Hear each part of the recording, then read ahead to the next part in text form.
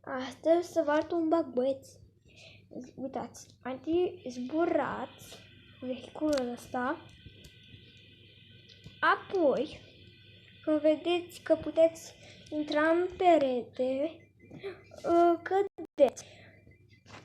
cădeți. Apoi când cădeți,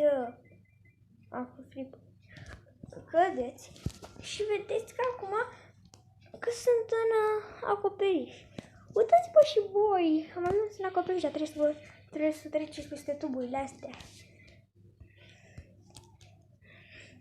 Apoi, până se termină bug-ul, că am văzut că mai se termină și bug-ul.